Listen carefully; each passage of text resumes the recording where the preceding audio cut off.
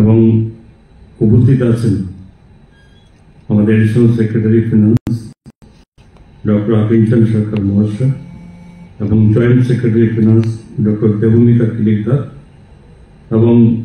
Senior accounts officer AG Shri Uttam Chakraborty মহাশয় এবং শ্রীমতী সঞ্চিতা রয় মহোদয়া assistant manager circle office PNB and Sri Polash Bhumik, State Coordinator, State Bank of India, and Sri Badal Rai, Treasury Officer, Treasury 1,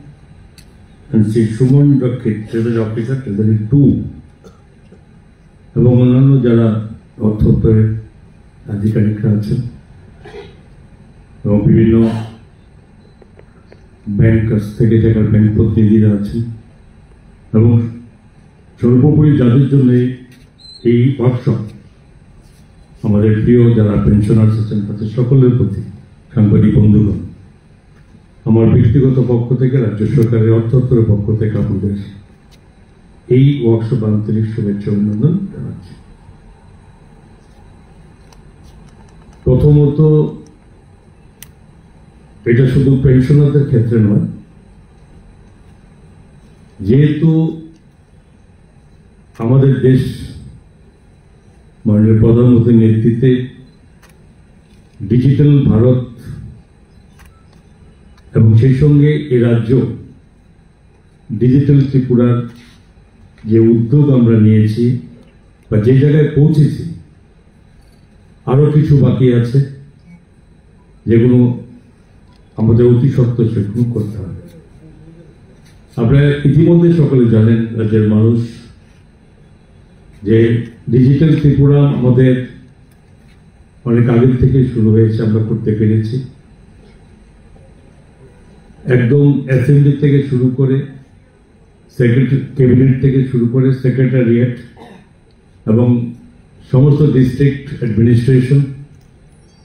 SDM থেকে শুরু করে BDO even আমরা পঞ্চায়েত পর্যন্ত আমরা পৌঁছে গেছি, যার মাধ্যমে সরকারের যে দায়িত্ব জনগণের জন্য কাজ করা এবং তাকে একটা বিলম্বিত প্রক্রিয়া থেকে আজকে আমরা বেরিয়ে এসে অতি সত্ত্বর সিদ্ধান্ত নেওয়ার মতো আমরা পৌঁছে গেছি। এরপরেও বিভিন্ন কিছু, যেমন আজকে পেনশনারদের ক্ষেত্রে আজকে যে ওয়ার্কশপ আমাদের এখানে, আমার মনে আছে আমরা গত প্রায় 1.5 বছর আগে এরকমই পেনশনারদেরকে নিয়ে আমরা এই হলেই আমরা শুরু করেছিলাম দপ্তরের পক্ষ থেকে। কি কি অসুবিধা সুবিধা, তৎকালীন সময়ে একটা প্রশ্ন বারবার উঠে এসেছিল এবং পেনশনারদের থেকে একটি প্রতিনিধি দল সেখানে দেখা করে তাদের সমস্যার কথা বলেছিলেন। প্রথমত কি মানে একটা পেনশনার যখন চলে যায় তারপরে বিভিন্ন রকম সমস্যার জন্য পেনশনারদের সঠিকভাবে তাদের পেনশন সহমত পেতে তাদের অসুবিধা বোধ করত। এর জন্য যেমন তাদের টেকনিক্যালি পেপারসের কোনো প্রবলেম, সেখানে ব্যাংকার্সরাও সেখানে পারতো না অ্যাডজাস্ট করতে, কখনো যেত এজিও অফিসে সেখানেও সেই সমস্যা ছিল। তো এইভাবে একটা তাদেরকে একটা সময় তাদেরকে অতিবাহিত হতো তাদের প্রাপ্য টাকা পাওয়ার থেকে, সেটা আমরা উপলব্ধি করেছি। তার জন্য আমরা সে সমস্ত হেড অফ দ্য ডিপার্টমেন্ট সরকারের সমস্ত দপ্তরের আধিকারিকদের নিয়েও আমরা একটা মিটিং করেছিলাম। করার উদ্দেশ্য ছিল এটা যে যারা সারা জীবন তাদের চাকরির দীর্ঘ সময় তাদের দায়িত্ব কর্তব্য পালন করেছে এবং সবাইকেই যেতে হবে, সরকারি কর্মচারী যারা আছেন পেনশনে, কিন্তু তাদের ওই সময়কার যে সমস্যা তাদের যদি পেনশনে যাওয়ার পরে সেটা থাকে, স্বাভাবিক প্রত্যেকটা দুর্ভোগের স্বীকার করতে হবে। কি করে তাকে সলিউশন করা যাবে, তখন একটা আলোচনা হয়েছিল যে প্রত্যেকটা পেনশন যেখানে যাবে তার আগে যাওয়ার আগে অন্তত তাতে কয়েক মাস আগে থেকে তার প্রয়োজনীয় যা ডিটেলস থাকে সেগুলো আবারও সঠিকভাবে শুদ্ধ করে একটা দেখে তাতে আলোচনা করে নেওয়া উচিত। সেটাকে হেড অফ দ্য ডিপার্টমেন্ট সেখানে বলা হয়েছিল যে আপনারা এগুলো তখন থেকে তাদেরকে যাতে সহযোগিতা করে, তাদের যে বলেছেন আমরা সেক্রেটারি আলাদা সেল করা হবে যে প্রত্যেকে তাদের যা যা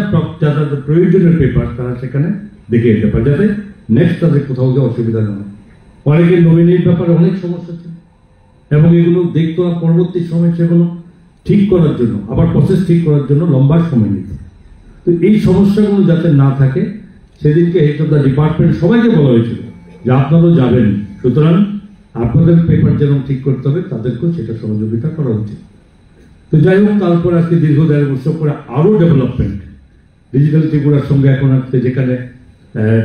যে ডিজিটাল লাইফ সার্টিফিকেটের আজকে যে সেমিনার চলবে, এটা সকলকেই এর আওতায় আনতে হবে। এবং দেশ এগিয়ে চলেছে, আমাদের মাননীয় প্রধানমন্ত্রী বিকশিত ভারত 2047, তার জন্য সারা ভারতবর্ষের মানুষের জন্য একটা রোডম্যাপ তৈরি করা হয়েছে। এবং কি করে দেশ এগোবে 2047-এর 100 বছর পূর্তির পরে সে দেশ কোথায় যেতে হবে, তো সেটা শুধু দেশ এগিয়ে গেলে চলবে না,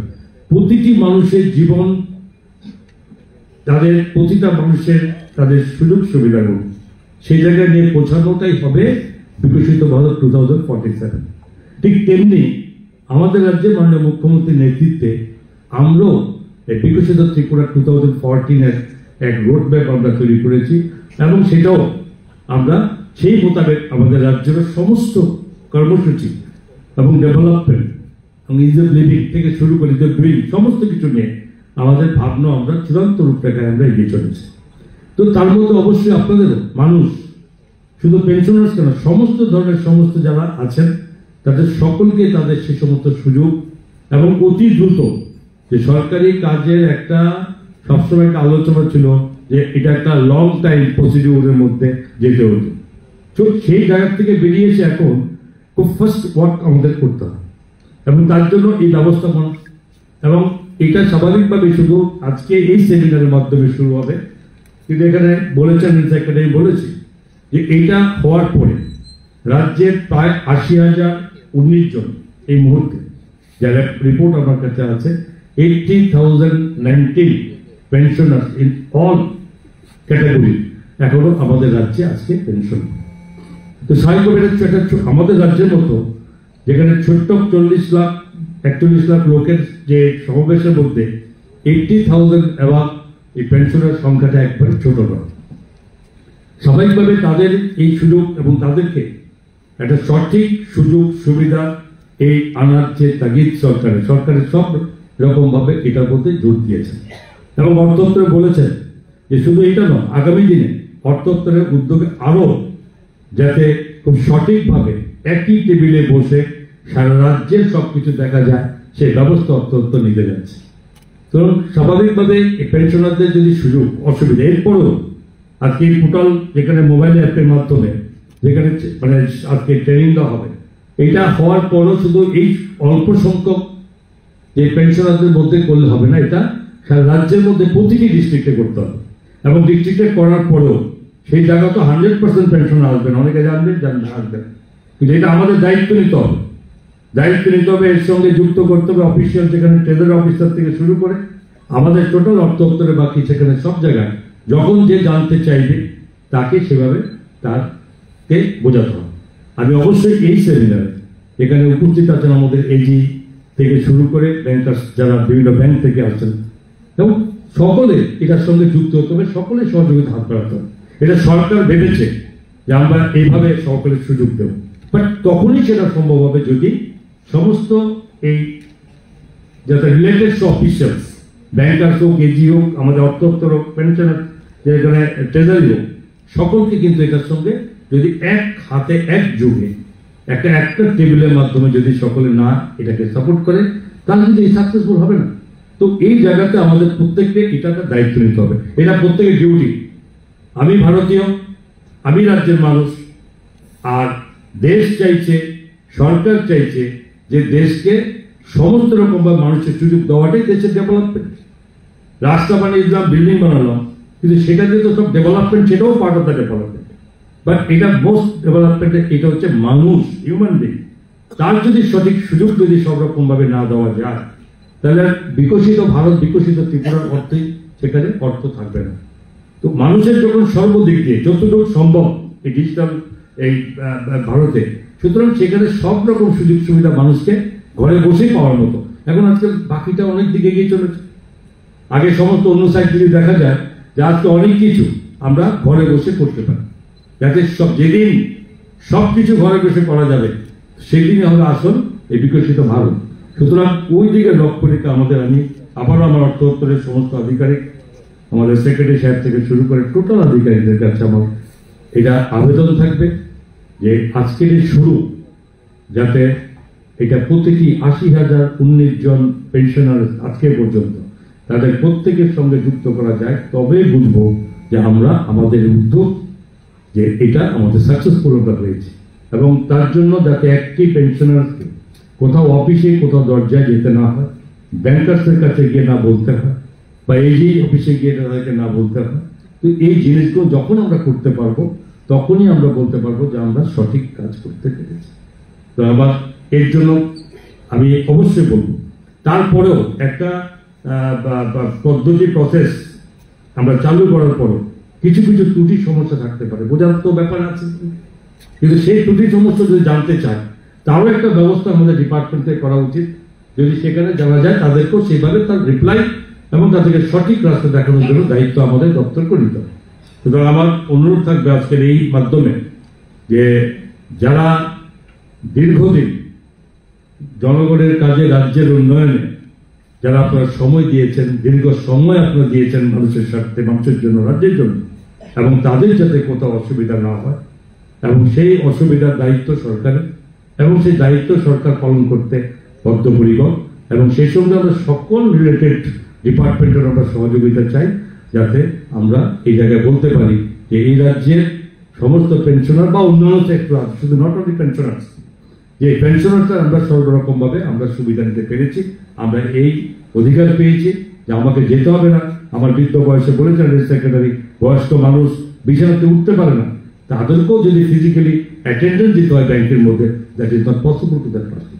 সুতরাং আমরা ওই জায়গায় নিয়ে পৌঁছাবো যে একটি লোককে ফিজিক্যালি না গিয়ে যে ঘরে বসে কেউ করতে পারে, সেটা আমাদের সাকসেসফুল ট্রাই। এবং আমি সকলকে সহযোগিতার জন্য আবারও রিকোয়েস্ট অনুরোধ করছি এবং সকলকে ধন্যবাদ জানিয়ে আমার কথা বলা শেষ করছি। জয় হিন্দ, ভারত মাতা কি জয়। I would like to thank Honorable Finance Minister of Tripura, Shri Projit Singh Horan, for his valuable words. Now,